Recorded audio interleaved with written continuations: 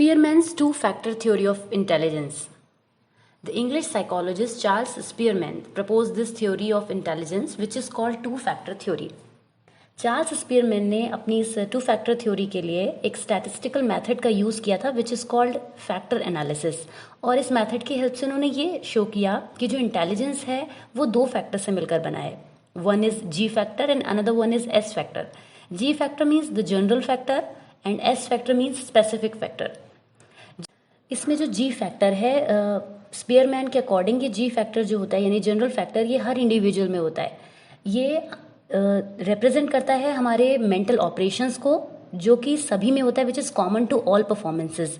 और G factor के साथ साथ एस फैक्टर एक और फैक्टर होता है जो वर्क करता है और ये स्पेसिफिक एबिलिटीज़ को डिफाइन करता है। हम जी फैक्टर एंड एस फैक्टर के कंसेप्ट को इस एग्जाम्पल की हेल्प से बेटर समझ सकते हैं। कोई पर्सन जो सिंगर है या कोई पर्सन जो एक अच्छा साइंटिस्ट है, एक एथलीट है, एक आर्किटेक्ट है या कोई भी ऐसी जो स्पेशल क्वालिटी उसमें है, तो इन सभी में ये सारे जो लोग होंगे सभी में जो जी फैक्टर होगा यानी जनरल फैक्टर होगा वो बहुत हाई होगा। लेकिन इसके साथ साथ उनके अंदर जो एस फैक्टर होगा यानी कि जो उनकी स्पेसिफिक एबिलिटीज को डिफाइन कर रहा है उसका अमाउंट भी उनमें बहुत ज्यादा होगा जिसकी वजह से वो अपने रिस्पेक्टिव डोमेन्स में एक्सीलेंट परफॉर्मेंस दे सकते हैं। तो इस तरह से स्पीयरमैन्स थ्योरी जो है दो फैक्टर पर फोकस करती है which is G and S factor. और अब हम जी और एस फैक्टर के कैरेक्टरिस्टिक्स को अलग अलग समझने की कोशिश करेंगे। सबसे पहले अगर हम जी फैक्टर की बात करें तो it is universal inborn ability. General factor हमने कहा कि सभी में होता है तो एक इनबॉर्न एबिलिटी की तरह से रिएक्ट करता है। It is general mental energy. Her person अपनी मेंटल एनर्जी को हर अपनी एक्टिविटी में यूटिलाइज करता है तो हम कह सकते हैं कि ये मेंटल एनर्जी को भी रिप्रेजेंट करता है। It is constant, it is in every one so it is constant. The amount of G differs from individual to individual although it is constant लेकिन फिर भी जो इसका अमाउंट है जो जनरल फैक्टर है वो पर्सन टू पर्सन वेरी करता है। किसी पर्सन में जनरल फैक्टर बहुत ज़्यादा हो सकता है, किसी में कुछ कम हो सकता है। It is use in every activity of life. Her activity में हम इसका यूज़ करते हैं because it is general factor तो हमारी हर एक्टिविटी हर एक्शन में ये नोटिसेबल होता है।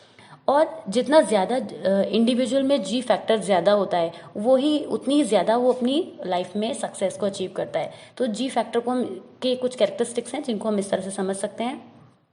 स्पेसिफिक फैक्टर की अगर हम बात करें तो it is learn and acquired in the environment. कोई पर्सन अगर सिंगर है तो वो सिंगिंग को लेकर इन्वॉर्न तो आता है दुनिया में बट उसको वो स्किल को अपने और एनहांस करता है। तो इस तरीके से वो अपने जो स्पेशल फैक्टर होता है स्पेसिफिक फैक्टर होता है वो लर्न करता है, उसको धीरे धीरे ब्रश अप भी करता जाता है। It varies from activity to activity in the same individual.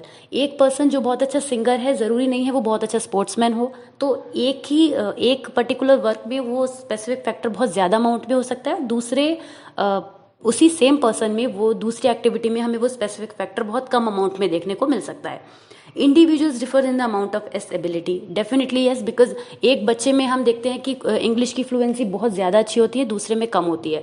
तो अगर हम इसको स्पेसिफिक एबिलिटी के रूप में देखें तो कोई दो लोगों के बीच में जो है वो इसमें बहुत ज़्यादा डिफरेंस और वेरिएशन देखने को मिल सकता है। क्लोज भी हो सकती है बट ज़रूरी नहीं है कि वो सिमिलर हो। तो इस तरीके से हम स्पीयरमैन के टू फैक्टर थ्योरी को समझ सकते हैं जिसमें जनरल और स्पेसिफिक फैक्टर पे बहुत ज़्यादा जो है वो दिया गया, एम्फेसिस दिया गया। और इस तरह से चार्ल्स स्पीयरमैन थ्योरी को हम एक्सप्लेन कर सकते हैं।